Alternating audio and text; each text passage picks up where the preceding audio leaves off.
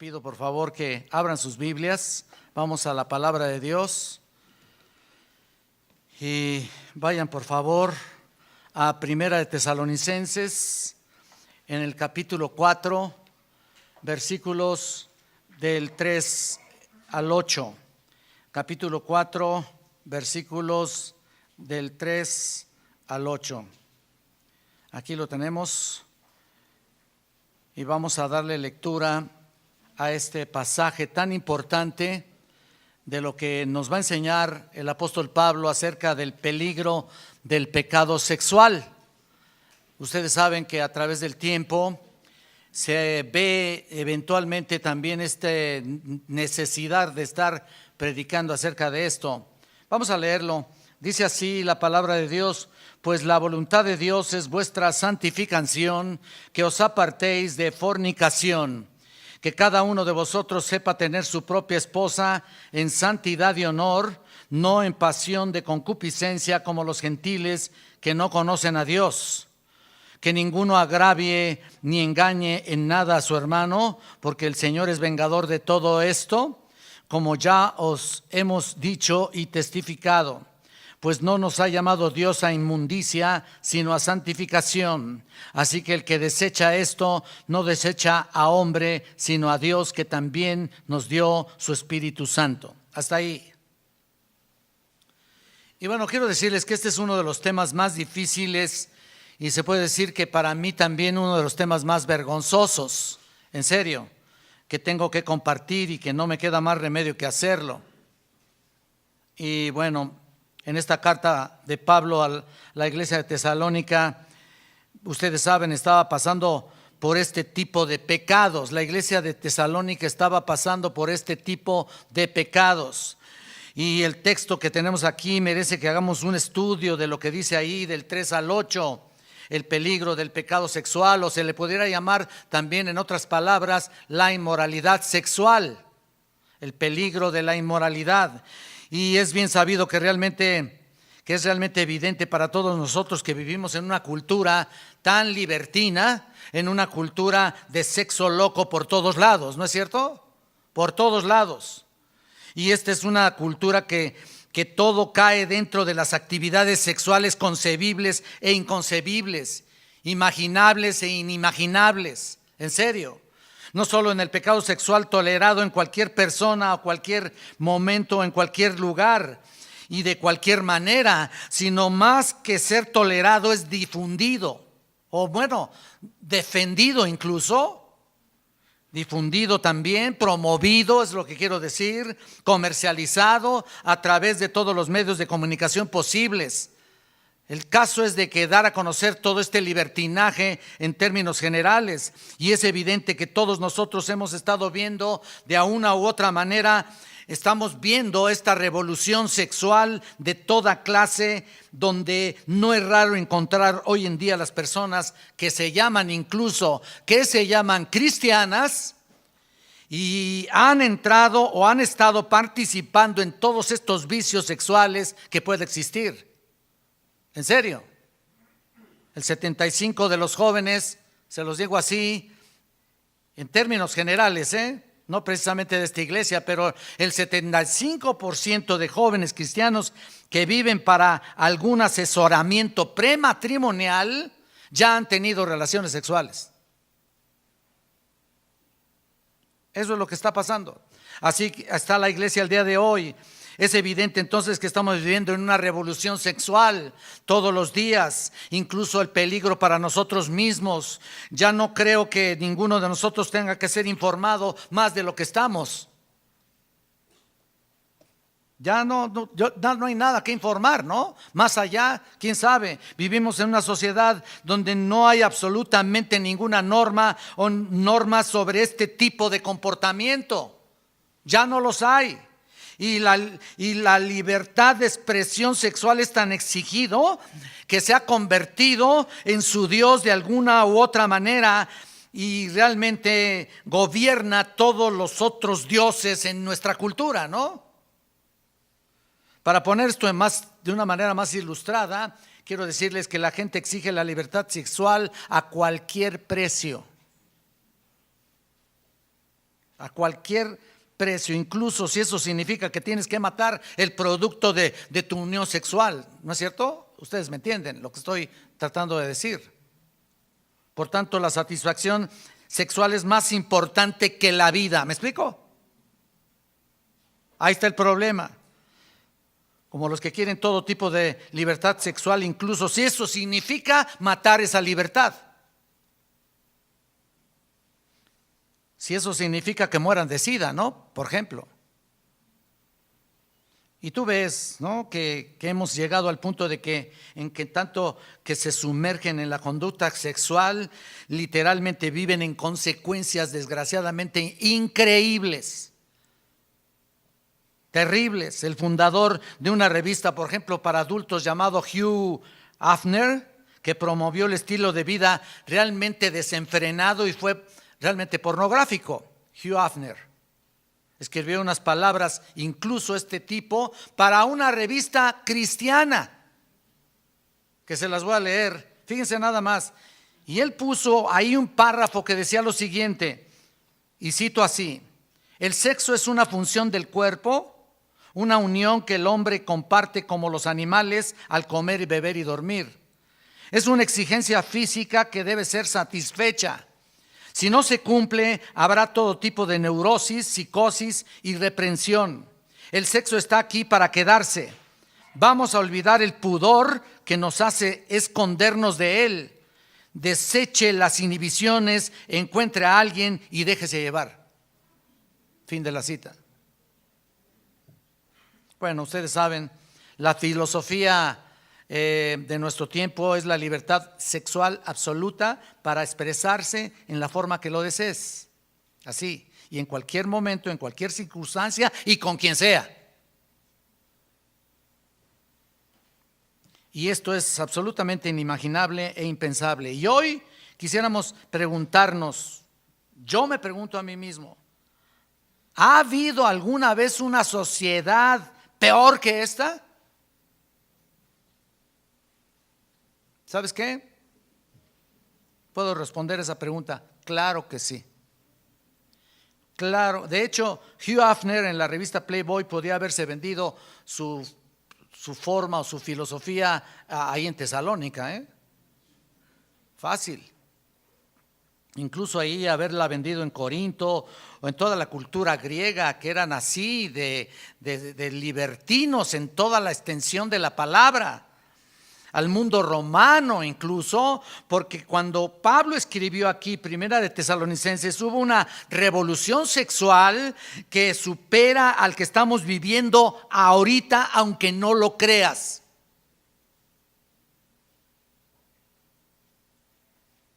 Había experimentado una revolución sexual que incluía todas las formas que vengan a tu mente. Todas las formas. Y de las que ustedes saben que Dios detesta. Si todo eso que practicaba Sodoma y Gomorra, que ya no quiero ni mencionar, que además incluía todas las formas de perversión, fornicación, y eso era el mundo romano, a diferencia de hoy que no habría una cultura cristiana, no sé si me entiendan, preliminar, que de alguna manera obrara como un tipo de barrera. ¿Me explico? Como un tipo de freno al respecto. Y en consecuencia, pues también tenían todo ese tipo de epidemias y enfermedades venéreas que hoy, por supuesto, se han acentuado más y más. Y en consecuencia era, por supuesto, por una sociedad fornicaria que no se puede detener con nada. Pero a pesar de todo eso, muchos tienen el orgullo, ¿a poco no? El orgullo de la ciudad, el orgullo de una ciudad civilizada, ¿no? Ahí estamos, aquí viendo, mira, todo este tipo de perversiones. Ahora mira, si te vas a la lengua griega aquí, que tiene una inmensa capacidad de pronunciación por la amplitud de su vocabulario y la especialidad de sus palabras, vamos a ver algunas de las palabras griegas que nos van a ayudar a identificar y a tener una idea más fuerte del tipo de cultura a la que Pablo aquí se está dirigiendo. La lengua griega, por ejemplo, es capaz y es ampliamente capaz de catalogar todo tipo de pecados sexuales que pudiera nuestras versiones a veces medio disfrazarlas, ¿no? De alguna u otra manera, como por ejemplo la palabra siervo en realidad es esclavo y es la palabra doulos, que es el esclavo de las galeras de abajo, ¿no? El que no tiene voz ni voto. Entonces tenemos que ir al griego para identificar este tipo de palabras y saber qué es lo que realmente Pablo quiso decir a la audiencia original. La primera palabra que nos encontramos aquí es la palabra porne. Ahí aparece al final del versículo 3. Significa literalmente una compra. El que compra ¿qué? La prostituta, la ramera. Eso es lo que significa. En la sociedad en la que Pablo vivió y a la que escribió esta carta y fundó iglesias bajo el poder del Espíritu Santo. Fíjate, él estaba fundando iglesias en el poder del Espíritu Santo y sin embargo, de todas maneras, vean, había una terrible prostitución. Era desenfrenada, pero aparentemente, y escuchen esto, era legal. Como hoy. Acabamos de estar en Los Ángeles hace un tiempo y cuando íbamos a Grace, recordé que en una ocasión nos mostraron al lado del freeway donde íbamos un inmenso terreno donde se ubica la gran industria de la pornografía, ahí en Los Ángeles. Desde revistas, películas de actores, estrellas de cine pornográfico, etcétera, etcétera. Y es una industria legalizada, incluyendo la preferencia sexual del niño. Ya sabes que ahora eso es precisamente lo que se aparece, ¿no? En todos lados. Pero todo esto parece indicar que muy pronto también será cuestión de preferencia a la pedofilia.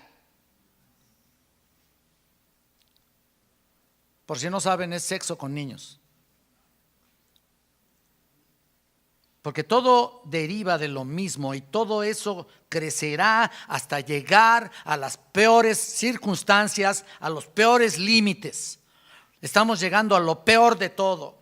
Una segunda palabra que hay, por ejemplo, aquí en nuestro texto que estamos viendo, hay que tener en cuenta la lengua griega. Ya vimos porne, que significa una compra, pero también la segunda palabra es porneia, que deriva de la misma palabra.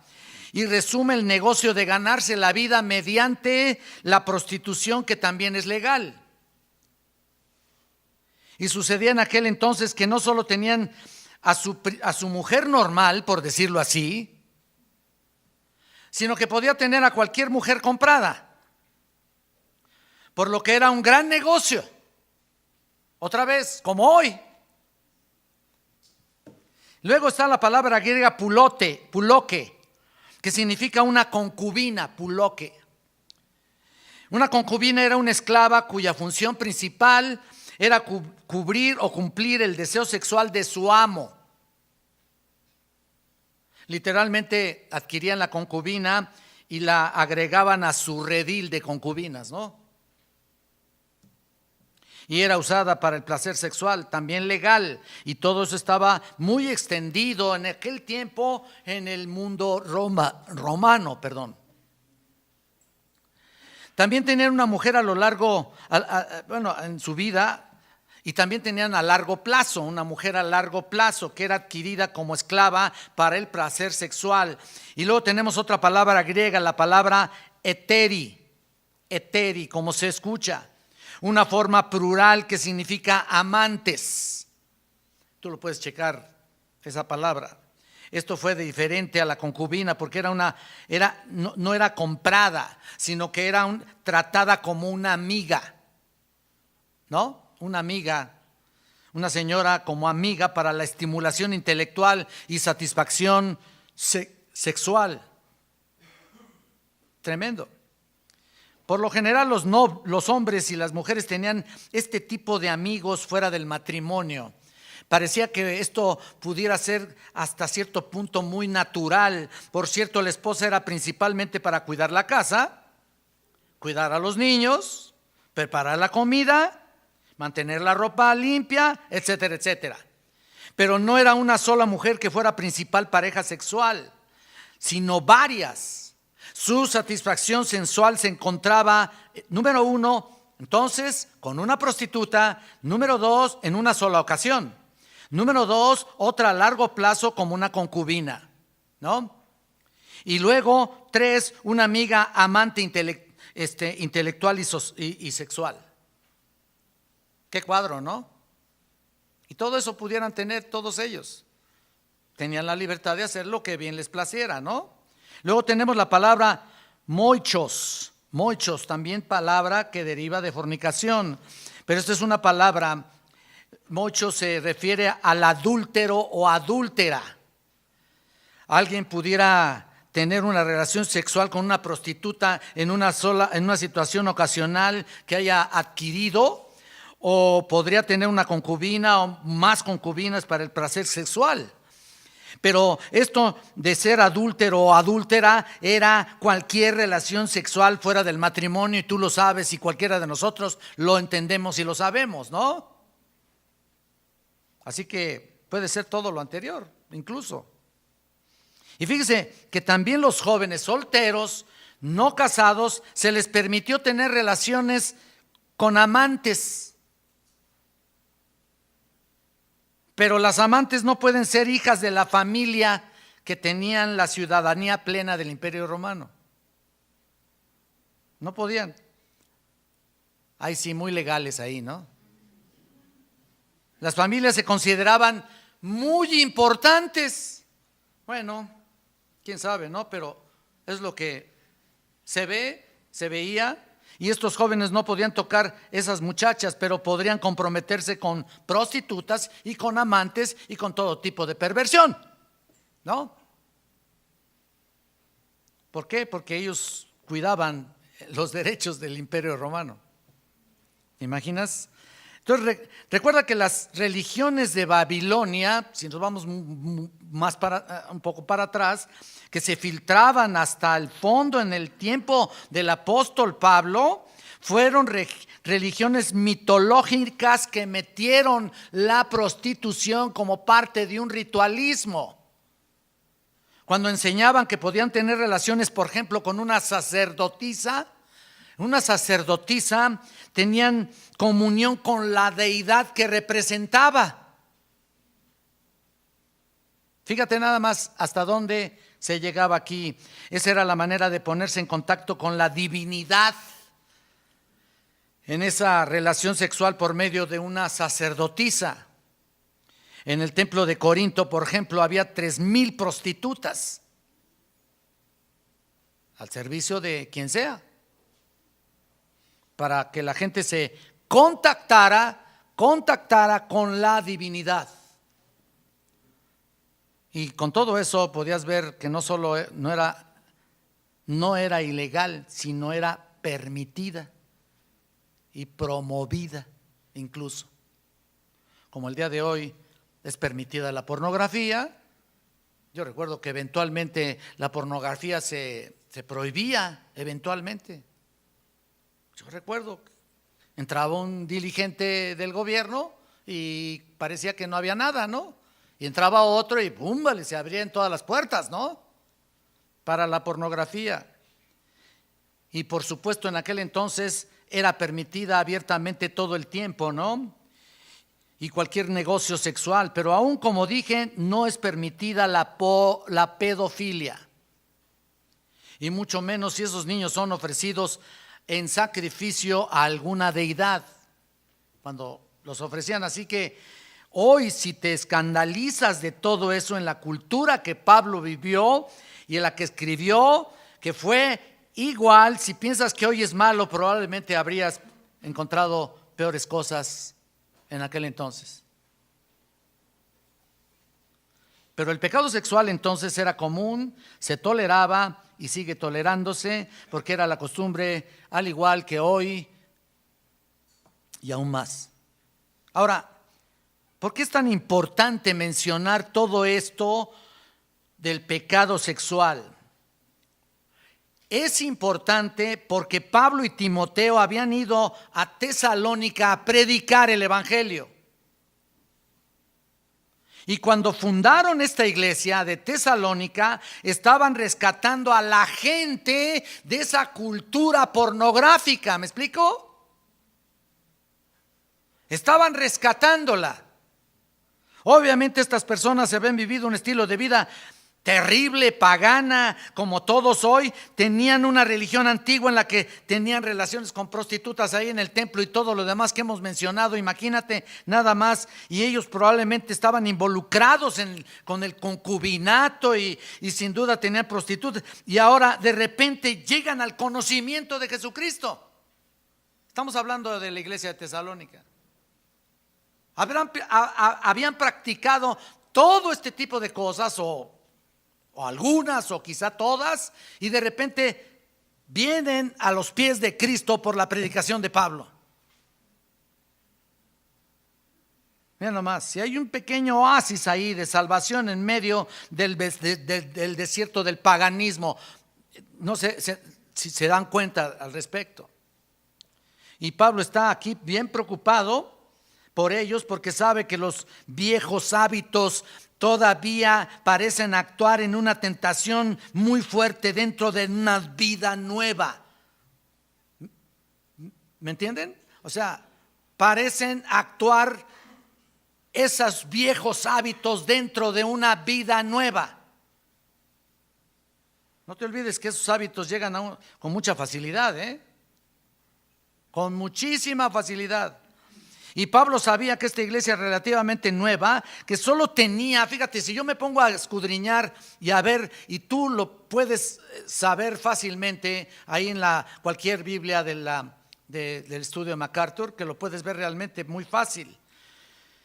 Pero si tú te fijas ahí, esa iglesia relativamente era nueva, relativamente, que solo tenían algunos meses incluso de edad en el Señor como cristianos.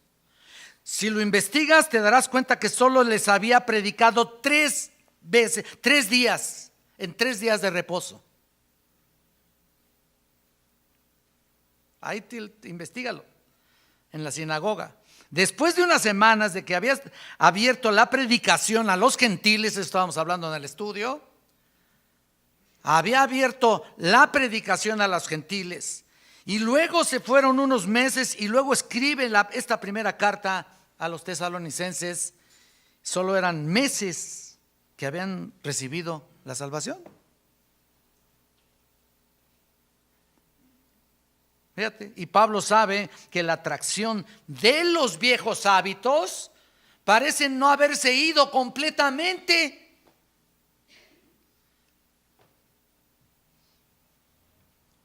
Y Pablo sabe que debían crecer y debían dejar su antigua manera de vivir. Era una cultura esclavizada en la que habían crecido. Imagínate nada más si no es así de terrible. En la que habían crecido y era un gran problema. Y yo te puedo asegurar que es un gran problema en cada uno de nosotros todavía. Y no estoy hablando solamente de pecados sexuales, sino de cualquier tipo de pecado. Todavía pareciera que nos está llamando a aquello, ¿me explico? A lo que venimos arrastrando en nuestra vida pasada. Por eso dice la Escritura, cuando de su propia concupiscencia es seducido y ¿qué? Atraído. Entonces ahí estamos. Y luego, ¿qué pasó? Finalmente llegamos al capítulo 4 aquí, que es verdaderamente el propósito de la Escritura. Y nota ahí que los 3 primeros capítulos acaba de defender la integridad de su ministerio y la integridad de la iglesia. Toda había sido una discusión acerca de eso, su ministerio y la iglesia, todo ese fundamento. Y ahora esto es lo que realmente le interesa. Quiere reiterar los mandatos de la vida cristiana, reiterar su vida espiritual, sacar a flote su vida espiritual. Él quiere que caminen como deben caminar para agradar a Dios. para ser mejores, más santos. Él quiere que sobresalgan aún más y guarden los mandamientos que les dio finalmente la autoridad en el Señor Jesucristo. Entonces comienzan aquí en el versículo 3, todo el camino hasta el final del 5 con todos esos mandamientos. Y desde el versículo 1, mira lo que dice: por lo demás, hermanos, os rogamos y exhortamos en el Señor Jesús, que de la manera que aprendisteis de nosotros como os conviene al conduciros y agradar a Dios, así abundéis más y más. O sea, ¿quieres agradar a Dios? Bueno, retén todo lo que se te enseñó, ¿no? ¿Quieres no seguir los pasos de los que andabas? ¿Quieres realmente dejarlos o los acaricias? ¿O te gozas en acariciarlos todavía, los antiguos, la antigua manera de vivir? Porque si es así, entonces todavía estás allá. Y lo que pretende Pablo es, que dejen toda su anterior vida y se concreten a vivir de acuerdo a los estándares divinos. Por eso dice el versículo 2, porque ya sabéis qué instrucciones os dimos por el Señor Jesús. ¿Qué instrucciones? Esto es un recordatorio. Y al final del versículo 6 advierte Pablo y lo dice solemnemente. Ahora es una buena cosa para anotar aquí: Pablo entró, predicó el evangelio, llevó a todas estas personas a Jesucristo. Imagínate nada más, y luego cumplió la gran comisión, que no solamente era evangelizar, sino también bautizar y también enseñarles a observar todo el consejo divino. Les dio los principios básicos para vivir una vida santa, separada del pecado. Es como estar enseñando día con día los principios básicos que te hacen vivir de una manera diferente en tu vida espiritual. Y luego de repente, ¡pum!, vale, vuelvas atrás o caigas, como ha ocurrido y como suele ocurrir, ¿no? Qué decepción, ¿no? Si para mí es decepcionante, imagínate para el Señor. Y le preocupa eso a Pablo y desea decirles todo cara a cara. Vean en el 2, capítulo 2, pero vean en el 17.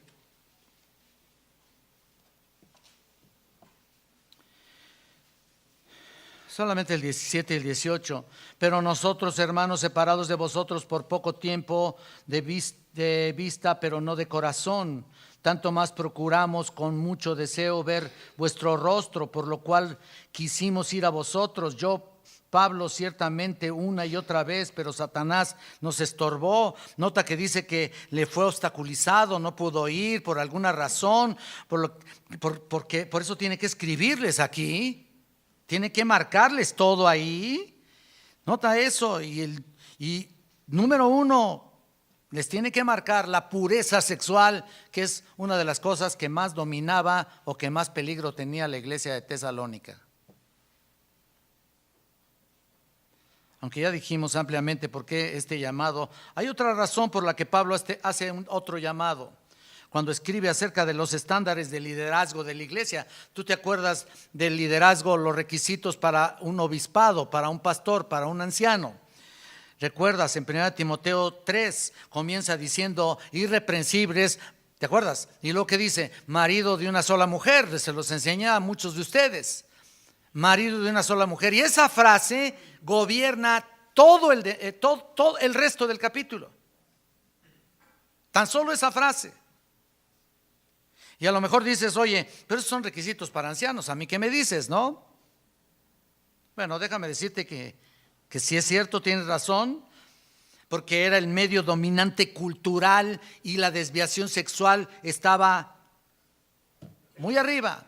Pero igual hoy, y para estos cristianos nuevos, el deseo de ser fuerte, el deseo, ¿sabes qué?, de ser más edificados era necesario. Edificados para aún ser tentados, vencer la tentación. Y de la misma manera El pasado era tan pecaminoso y la sociedad tan corrupta que podemos ver todo tipo de desviaciones en tantos líderes cristianos que andan por ahí, ¿no es cierto? Y andan sueltos, ¿no?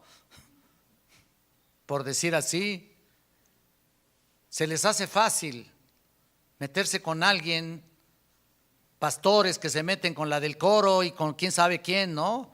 Y con la secretaria y con la ayudante y con alguna mujer que disipulan por ahí, caen en pecado y a los 3 meses los vuelven a meter al ministerio. Vean la degradación tan grande. Vean cómo se estimula al ser humano.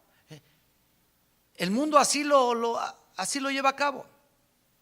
Y Pablo está luchando con eso en esta iglesia. La cultura tesalónica era famosa por su vicio sexual, incluyendo Éfeso. Entonces, a pesar de los hábitos culturales, a pesar de los viejos patrones ahí, el Señor no tolera el pecado sexual fuera del matrimonio. Que quede bien claro, la iglesia no puede vivir como el mundo vive. No puede vivir igual que los demás. No me puedo dar esa libertad. Yo y ninguno de los líderes, ni ninguno de los siervos, y ninguno de los pastores, y nadie, ninguno de los cristianos, pues ya. No te puedes dar ese lujo, por decir así. Realmente, si el mundo está bajando sus estándares, nosotros no debemos bajarlos por ningún. O sea, si ellos no bajan sus estándares, pues ellos siguen arriba con su promiscuidad y todo lo demás. Nosotros no lo hacemos así. Y como dice el pastor MacArthur, esto no es una moral relativa, esto es una norma absoluta. Y eso debe de ser para todos y cada uno de nosotros. Tu norma debe de estar bien establecida. Mi hermano querido, tu norma tiene que florecer. Tu norma, o es decir, tus altos niveles morales y espirituales deben dar un pie constante y perseverante para alcanzar a otros. ¿De qué sirve que le hables a otros de Cristo o que tú seas cristiano solamente cuando dices algo si tus acciones me dejan ver lo contrario? ¿De qué sirve? Bueno, vámonos al texto porque ya me enojé. No es cierto. Pero realmente se indigna uno. Mira, sinceramente, esto no es así. Yo quiero cuidar lo más que yo pueda. Bueno, por supuesto, juntamente con mis hermanos pastores, esta congregación, que se mantenga en un alto nivel espiritual, en un alto nivel moral.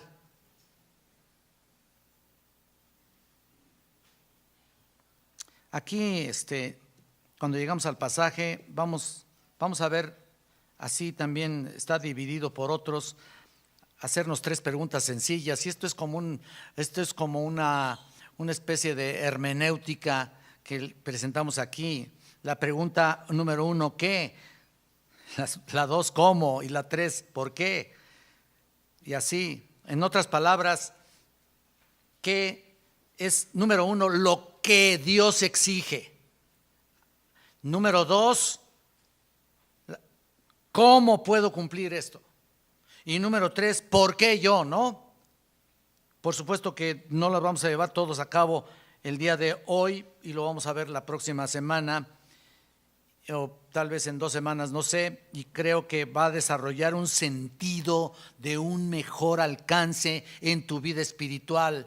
Va a tomar y a cobrar conciencia verdadera de quién eres, qué identidad tienes delante de Dios. Tú dímelo nada más, piensa nada más eso. Tienes una identidad que no puede ser cambiada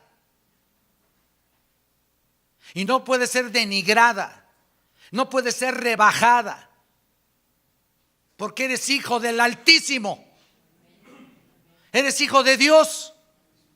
No representes el nombre de Dios impíamente, ¿no? Vamos a ver la primera. ¿Qué exige Dios?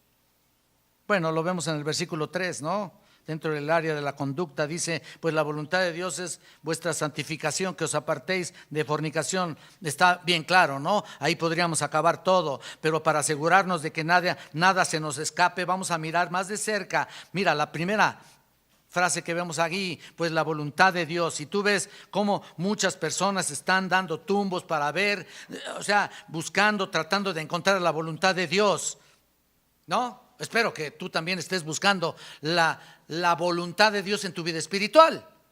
Yo creo que todo cristiano nacido de nuevo, espiritualmente hablando, por supuesto, se levanta y desde que se levanta dice, Señor, ¿cuál es tu voluntad del día de hoy? ¿No? Y yo creo que todos los días, incluso cada momento de tu vida, en todo el día que está transcurriendo, estás diciendo, Señor, ¿qué hago?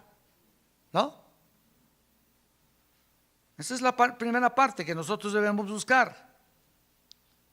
Pues esta es la voluntad de Dios y dice ahí, ¿quieres agradar a Dios? ¿Quieres edificarte? ¿Quieres hacer lo que Dios quiere? Pues es lo que dice aquí. Mira, la palabra pues aquí que vemos en el versículo 3 es la palabra touto, que se traduce en realidad como porque, puntitos, ¿no? Porque simplemente está introduciendo ahí una explicación de cómo sobresalir más, cómo caminar, cómo agradar a Dios constantemente, ¿no? Pues o porque. Y lo que quiere decirnos Pablo es que todos los cristianos, en teoría, debemos tener deseos santos. Debemos tener deseos santos. Apúntale ahí en tu boletín, por favor. Tu vida se tiene que caracterizar por una vida de deseos santos. Deben tener aspiraciones santas, ya que todos hasta cierto punto, si es que quieres hacer lo correcto, bueno, pues eso es lo que necesitas hacer. Eso es lo que la nueva naturaleza nos impulsa a hacer lo contrario, ¿no? Perdón, hacer lo correcto. Nuestra nueva naturaleza. Y tu antigua naturaleza humana te dice lo contrario, ¿no? Y ahí está una lucha, ¿no? Constantemente. Entonces Pablo asume que los lectores están deseosos de hacer la voluntad de Dios, aunque haya ciertas debilidades, como las luchas que Pablo tenía en Romanos 7, ¿te acuerdas? Y mira, tú lo ves ahí, ves todo el capítulo de Romanos 7 y dices, qué aguante, ¿eh? Qué aguante. Pablo deseaba hacer lo correcto y su cuerpo le decía lo contrario. Por lo tanto, entonces debemos buscar todo el tiempo la voluntad de Dios. Esa es nuestra labor todos los momentos de tu vida. Esta no es una opinión, pues la voluntad de Dios es vuestra santificación. Esto no es un sistema humano, hermanos, esta es la voluntad de Dios y de nuevo digo, estoy sorprendido de la lucha de muchas personas que buscan conocer la voluntad de Dios. Yo realmente creo que la mayoría de los problemas que tienen las personas son estrictamente un resultado de no hacer la voluntad de Dios como debe ser. Yo estoy convencido de eso. Estoy convencido de que definitivamente los problemas más tremendos radican en que hacemos lo contrario. ¿Te das cuenta? Me refiero a que si la gente tiene problemas en este mundo de forma natural y hay ocasiones que puede salir de esos problemas, sin embargo, si la gente supiera la voluntad de Dios, sería realmente la eliminación de muchas dificultades en tu vida.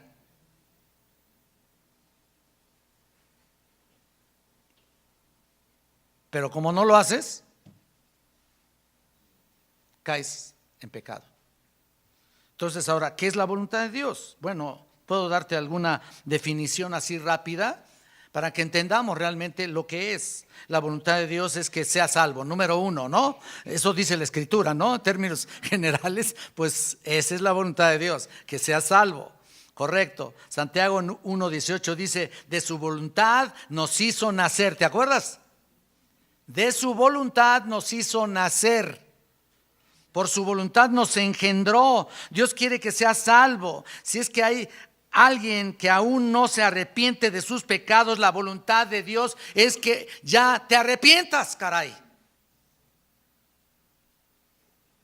No sé cuánto tiempo has venido aquí, no sé cuánto tiempo has escuchado el Evangelio, la palabra de Dios. Tratamos de explicarla lo más claro posible. Ya, conviértete, por favor, ¿no? Pero todavía hay algunos que se resisten.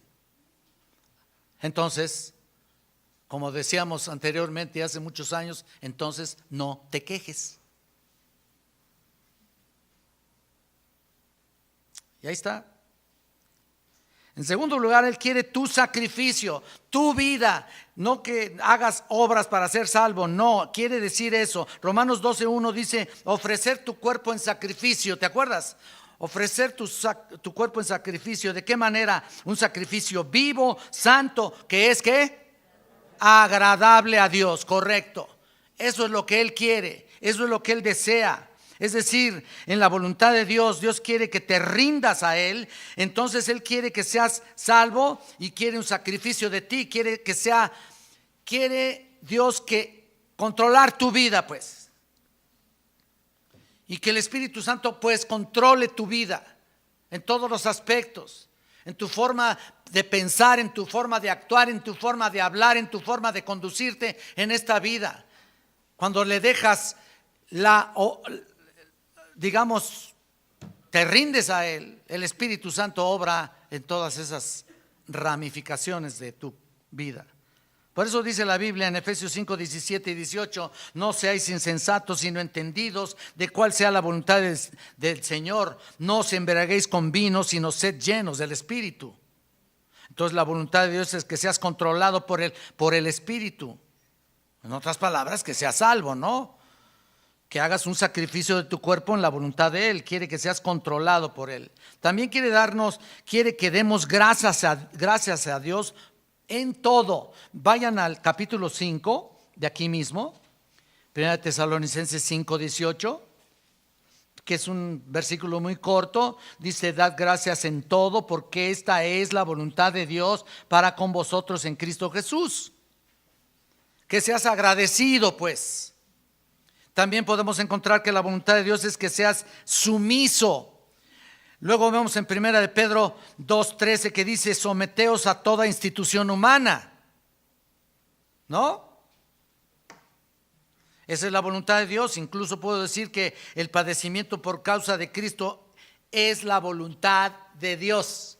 En otras palabras, lo que quiero decir es que la voluntad de Dios es que sufras por causa de su nombre. ¿Sí me oíste? No sufras por tus negligencias. Estamos hablando de que sufras por causa del nombre de Cristo. Cuando vives una vida santa, te puedo asegurar que vas a sufrir. Pues esa es su voluntad. Ahora noten, la voluntad de Dios es suplicar, orar también. Miren, vayan allá a 1 de Juan, por favor. En capítulo 5, versículo 14. Y esta es la confianza que tenemos en Él, que si pedimos alguna cosa conforme a su voluntad, ¿qué? Él nos oye. Ahí está. Y dice en el versículo 15, y si sabemos que Él nos oye en cualquier cosa que pidamos, sabemos que tenemos las peticiones que le hayamos hecho. Todo es la voluntad de Dios. Ahora, hay una cosa más en esto de la voluntad de Dios. Podríamos decir que esta se eleva por encima de las demás, pudiéramos decir. Nota lo que dice el texto, si regresas. Pues la voluntad de Dios es vuestra santificación. Y aunque lo he estado diciendo, esto es clave, esto es básico, esto es un total de todo, es como el total de todo lo que estamos diciendo. ¿Qué quiere decir aquí Pablo? ¿Qué quiere decir la santificación? Bueno, en primer lugar es la palabra agiasmos. Agiasmos, que quiere decir separado, apartado para santidad. Simplemente quiere decir eso. Dios desea que te apartes del pecado y te vuelvas a Dios. Muy simple, pero muy, muy completo. Podría decir que absoluto. Y aquí dice que esa es la voluntad de Dios, ser apartados para Dios. Y eso es un proceso, por supuesto, también el proceso de convertirse en santo, ¿no? Por cierto, la frase, esta es la voluntad de Dios, vuestra santificación, realmente podría ser una especie de paraguas para cubrir todo el libro aquí en el libro de Primera Tesalonicenses. Porque desde el principio que da, lo explica y lo exhorta, es un elemento para la santificación, un elemento esencial para tu vida cristiana. Esa es la santificación. Así que hay un sentido en que la primera parte del versículo 3, lo que estamos viendo aquí, lo cubre prácticamente todo. Pero el principio de 3 es abstenerse prácticamente de inmoralidad sexual, porque es lo que va a comentar más adelante Pablo. Eso de la santificación es precisamente lo que va a estar comentándolo. Entonces de ahí para en adelante, ese es el principio de una vida santificada. Si no estás cubriendo este principio en tu vida, no estás cubriendo absolutamente nada. Aquí es donde debemos comenzar. Aquí es donde debemos arrancar. Empezamos con una vida santa. Mira un poco más atrás en la oración aquí de Pablo, en el capítulo 3, ve por favor. Capítulo 3, versículo 13. Mira lo que les viene diciendo desde antes, ¿no? Para que sean afirmados vuestros corazones irreprensibles en santidad delante de Dios, nuestro Padre, en la venida de nuestro Señor Jesucristo con todos los santos. Bueno, tan solo en la primera parte, ¿no? Abstenerse de inmoralidad sexual, o sea, ser santificados para abstenerse, para que seamos afirmados vuestros corazones. Es muy claro que Dios quiere que seas santo, que estés separado de todo lo que es malo, separado de todo lo que te afecta realmente. Hay cosas y pecados que te afectan, de todo lo sucio, de todo lo que es impuro, de todo lo que es carnal, de todo lo que es pecaminoso. Eso es el concepto general, eso es una introducción general en esta sección. Es así. Entonces debemos comprender que fuimos salvos para santificación, que te quede bien claro. Y Pablo usa el concepto de ser esclavos del pecado, pero ahora somos esclavos de justicia. Vayan a Romanos, por favor. Romanos capítulo 6, versículo 19.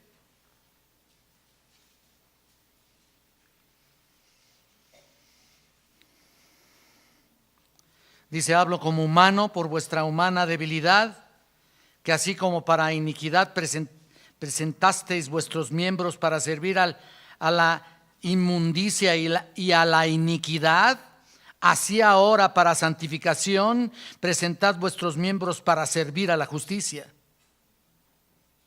Nota eso. Mira el 22, por favor, de ahí mismo. Mas ahora que habéis sido libertados del pecado y hechos siervos de Dios, tenéis por vuestro fruto la santificación y como fin la vida eterna. El proceso de convertirse en santo es un resultado directo de la salvación. Tú al convertirte automáticamente entras en un proceso, en este proceso, y empiezas el primer paso. Y lo que trata de decir aquí Pablo en el versículo que estamos observando, que estamos estudiando, es lo que trata de decir: entras en ese proceso y empiezas por el primer paso. ¿Cuál es? Abstenerte de fornicación. Es lo que dice aquí. En otras palabras, mantente alejado de fornicación, mantente alejado del pecado sexual. Y no faltará que alguien me pregunte, bueno, ¿hasta qué punto? Hay veces que luego vienen con cada preguntita que bueno, ¿hasta qué distancia me detengo? ¿No? Y es lo mismo que preguntaras, ¿hasta dónde puedo llegar? Y ya sabes, ¿está bien tomarse de la mano? ¿Y abrazarse? ¿Está bien un besito? ¿O dos? Al tercero ya como que ya arde Troya ahí, ¿no? Y luego siguen adelante, ¿no? ¿Está bien tocarse entre sí? O sea, ¿puedo ir más allá mientras no llegue al mismo acto? Así hay, pues, te la pueden plantear así, ¿eh? ¿Qué puedo hacer? ¿Y qué tal si ya estamos comprometidos? Pues ya, ¿no? Está bien si ya hemos decidido que somos el uno para el otro y que nos casaremos segurito, segurito, segurito. Y mientras tanto, ¿no se puede una probadita? ¿En serio que sí? Sí, lo preguntan así. ¿O hasta dónde puedo llegar? Bueno, si eso estás pensando y has platicado de eso con la otra persona, ¿sabes qué? Ni siquiera es una pregunta correcta. Mucho menos un plan correcto. A veces esas preguntas revelan el corazón del pecador, ¿no? Que quede muy claro, porque si alguna o alguno accede, los dos están igual.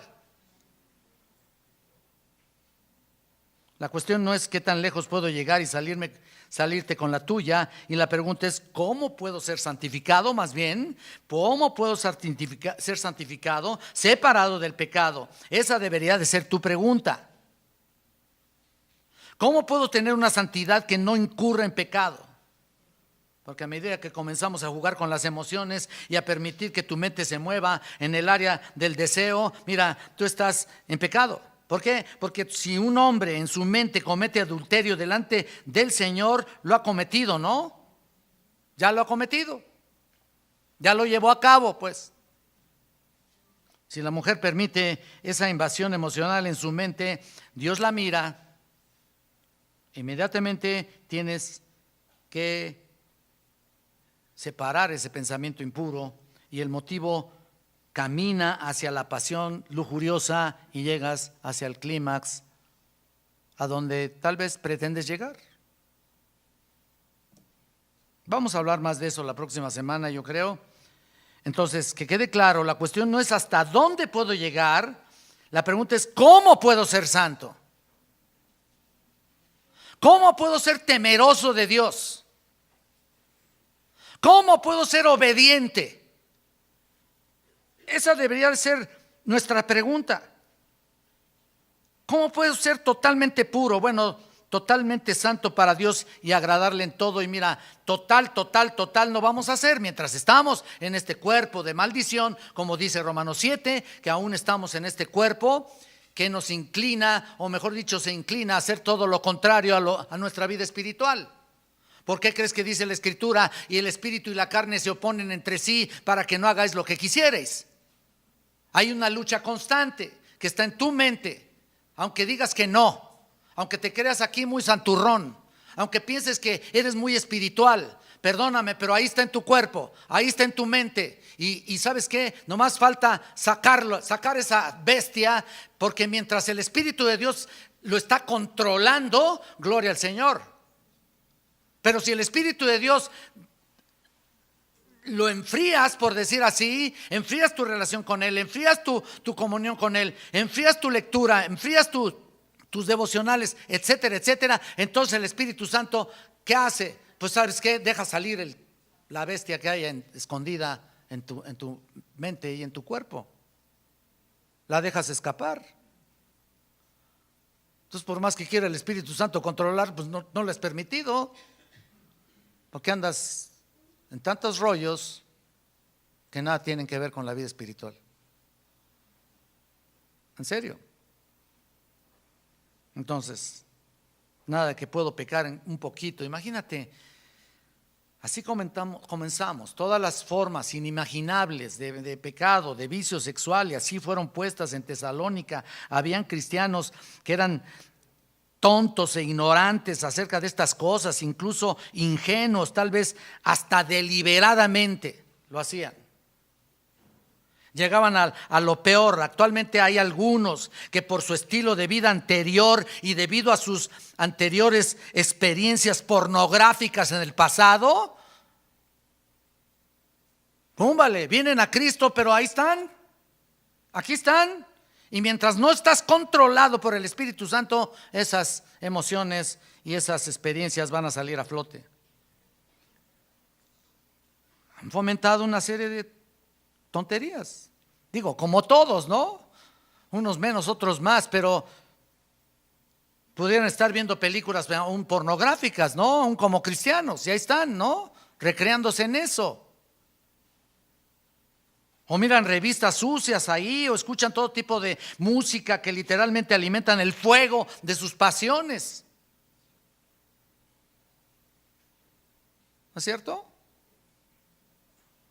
Había entonces gente así, como la hay actualmente, que frecuentemente son atraídos por sus propias concupiscencias y seducidos. Esa era la preocupación de Pablo. A veces pensamos, bueno, yo no tenía una vida adúltera antes de ser cristiano, o no fornicaba antes de mi conversión, o puedes decir, me casé virgen y ya no veo ese tipo de películas. Qué bueno, pero te voy a decir una cosa. Vivimos una sociedad que está bajando cada vez más sus estándares morales. Estamos acosados prácticamente por la pornografía en todos los sentidos, donde la perversión se mira con mucha normalidad. Tranquilo, moreno, sereno, o sereno, moreno. Así se llama un restaurante.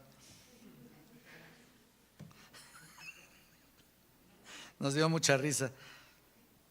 Pero así pasa, estás alimentando tu vida anterior con todo este tipo de cosas. Y podría haber alguien que diga, bueno, pero yo tengo suficiente fuerza de voluntad. ¿Qué? Fuerza de voluntad, perdóname, o amplio criterio, ¿no? ¿Qué vas a tener, hombre? Fuerza de voluntad, ¿qué te pasa? Estás más débil que mi nieto, el más chiquito. No, es terrible, ¿verdad? No, de veras más que un niño bebé, un bebecito. O sea, sinceramente. Ahora, si miran la televisión, en el cine, por internet, todo tipo de personajes con todo tipo de preferencias sexuales. Ahí está, fíjate, nada más con eso. Y tal vez haya mucho de nosotros que no decimos nada, incluso pues ya estamos dentro del marco del criterio normal que todo el mundo hace, ¿no? Dentro del amplio criterio. Y muchos cristianos siguen bajando sus estándares morales y espirituales porque su resistencia tiende a bajar más y más. Pablo sabía esta realidad y tú sabes quién eres. Yo fui enseñado de esa manera. Tú sabes quién eres. Tú te conoces a ti mismo. Debes conocerte a ti mismo y a tal grado que debes entender hasta dónde eres capaz de llegar. Entonces, ¿para qué te metes en problemas? Mira lo que dice aquí: apártate de fornicación. Es una orden directa, algo que aparenta ser complicado, pero no lo es. En la Biblia de las Américas dice: abstengáis de inmoralidad sexual. Eso es lo que dice en la Biblia de las Américas. En realidad es lo mismo. Ahora, vamos a ver esta última palabra que significa la palabra apartarse. Ya voy a terminar. O abstenerse es la palabra apechomai. Apartarse o abstenerse, apechomai, que significa literalmente abstinencia total. Mantenerse alejado de ella. Tú dices, ¿y cuál es el tipo de inmoralidad que hay que estar apartado? Mira, es cualquier tipo de inmoralidad, por favor. cosa que viole los principios que están aquí en la palabra de Dios. Cualquiera que sea la relación que tienes con alguien del sexo opuesto, que no sea tu cónyuge, no le tientes ahí, no tientes a Dios. Aléjate. Lo dice Proverbios, aléjate de la mujer extraña. Pero hay quien le está fomentando un poquito y dándole cuerdita a la otra persona. Por eso suceden las destrucciones de los hogares. Entonces, cualquiera que sea la relación que tienes con alguien, incluye un acto de pensamiento, una plática o incluso un pensamiento diseñado para culminar en las relaciones sexuales, porque la mente es terrible, la mente es terrible. Tú no tienes ninguna relación con alguien, pero ya tu mente ya está trabajando con eso. ¿Qué dice Romanos 12:1? Renovaos por medio de la renovación de vuestro entendimiento para que comprobéis cuál sea la buena voluntad. Ahí está. De Dios, agradable y perfecta. Entonces aquí lo que importa es tu abstinencia total. Y luego la palabra inmoralidad, que está en la Reina Valera 60, es la palabra porneia. Simplemente significa el comportamiento sexual ilícito. Es una palabra amplia, cubre todas las formas de pecado sexual, cualquier otra cosa que no sea tu marido, tu mujer, cualquier otra relación sexual en cualquier grado de carácter pornográfico está fuera de la norma de Dios, fuera de ahí. Ahora bien, Dios no está en contra del sexo. Quiero decir esto porque luego nos pueden criticar. ¿De qué? De fariseos, ¿no? Y no estoy hablando del sexo con tu esposa, con tu esposo, para nada. De hecho, la relación sexual dentro del matrimonio es santificada, es santa. Pero la relación sexual fuera de tu matrimonio es aberrante delante de Dios. Así que Dios lo inventó no solamente para procrear, que es una parte muy importante, por supuesto, tener hijos, no. Incluso hay conversaciones en el Antiguo Testamento acerca de los patriarcas con su esposa. Entonces la idea era señalar el placer sexual con tu esposa, con tu esposo. Era lindo. Pero no el peligro. El venir a Hebreos 13:4, tú te has de acordar. Honroso sea en todos el matrimonio, el hecho sin mancilla. ¿Te acuerdas? Porque a los adúlteros, ¿qué? Los juzgará Dios. Pero vean, honroso es mantener la cama matrimonial que debe mantenerse sin mancha. No se puede contaminar una cama matrimonial así. No puedes. Dos personas que se casan, su cama debe ser pura, sin mancha. La expresión completa de placer sexual es por designio de Dios. Pero a los fornicarios y a los adúlteros, ¿qué? Los va a juzgar el Señor, y duro. Peor si conoces el Evangelio. Ahí está, la cama de matrimonio es donde la línea se dibuja. Cualquier otra cama que no sea la cama de matrimonio, Dios la juzgará. Ahora, regresando a esta carta y sus inicios, es tan interesante, pero cuando comenzó la iglesia de Tesalónica, los críticos acusaban a Pablo de ser como el resto de los falsos maestros y charlatanes, y que venían a esa ciudad en busca de favores sexuales. Fíjate nada más hasta qué grado llegaron a acusar a Pablo.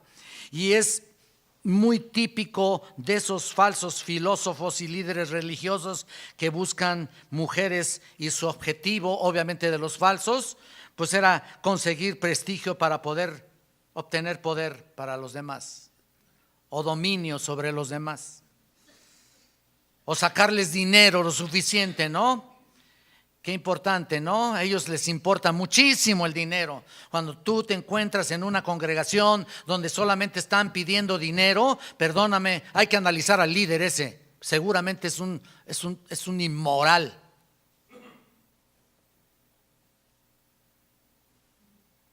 Es muy típico, porque se va de la mano, ¿no? Sacadero de dinero. ¿Por qué? ¿Para qué? ¿Qué es lo que dice la Biblia, no? Y ahí está toda la borregada dando, ¿no? Hasta sus carros y a sus casas y no sé qué dan. Para complacer al líder deshonesto e impío. Entonces, ahí estamos. Mira, también hablamos de eso, hablaremos de eso la próxima semana. Así que cuando la norma de Dios es abstinencia total, no solo les da el mandamiento, sino que pone su propia vida en la línea con lo que ha dicho. Y Pablo escribió una nota. Ya voy a terminar. Vayan a Efesios capítulo 5, perdón. Efesios 5:3.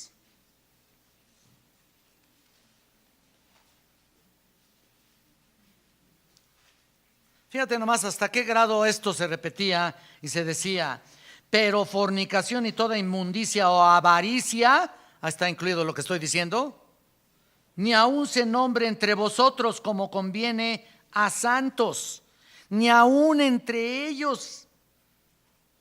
Mira nada más, ningún tipo de inmoralidad, de pecado sexual, ningún tipo de impureza se nombre ahí, ya que son santos. La palabra santos, agios, son santos. La misma palabra que se distingue si eres santo, por tanto, ni siquiera lo debes mencionar. Punto. Ahí está. Es totalmente incompatible con ¿qué? Con la santificación. En Colosenses dice lo mismo. Tu vida está escondida en Cristo, con Cristo en Dios.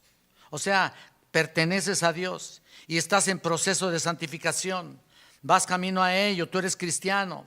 Tu vida está escondida en Cristo, tú estás encaminado hacia la gloria de Dios y un día estaremos delante de su presencia y un día daremos cuentas delante ahí en el tribunal de Cristo, ¿no?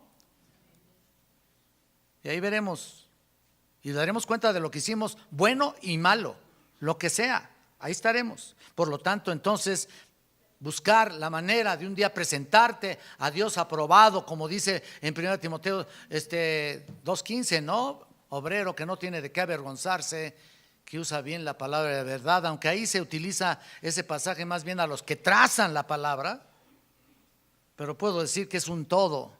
Hay un todo ahí, la abstinencia total de nuestra relación fuera del hecho conyugal.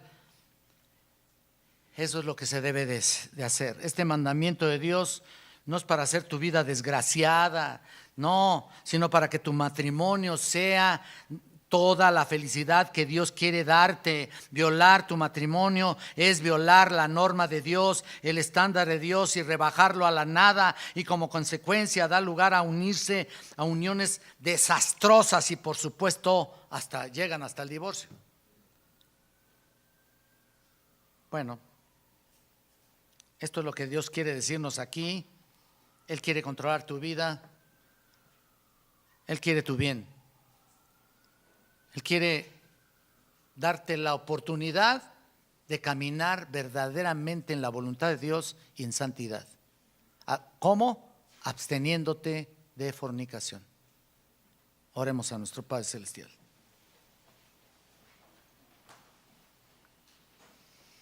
Padre, gracias te damos, Señor bendito. Este tema realmente es muy grave y ha sido devastado tanto y violado por tantas personas, y yo creo que no es apropiado para los santos este tipo de pecados, y tampoco es tu voluntad. Tú te anhelas, Señor, que seamos santificados y caminemos en ese proceso hasta el final, hasta la meta final. Señor, ayúdanos a construir verdaderamente en pureza, Señor. a escudriñar tu bendita palabra y escuchar claro y directo tus mandamientos. Ayúdanos a mantenernos alejados de todo lo que odias. Ayúdanos a no alimentar nuestras mentes, de no ver algo en la pantalla o en la revista. Ayúdanos a ser totalmente independientes de este pecado, Señor, al igual que con los tesalonicenses, que todo nuestro alrededor y algunos hermanos queridos que tú has salvado, Señor, de estos hábitos, o tú has quitado de estos hábitos detestables, desastrosos, Señor, les des ánimo para seguir adelante sin desmayar. No es fácil, Señor, pero tu palabra está por encima de nuestros pensamientos, de lo que somos. Gracias por el diseño que has establecido en tu bendita palabra. Gracias, Señor. Ahora, Señor, llévanos con bien a nuestros hogares, Señor, y despídenos en tu gracia, porque te lo pedimos en el nombre de Cristo. Amén.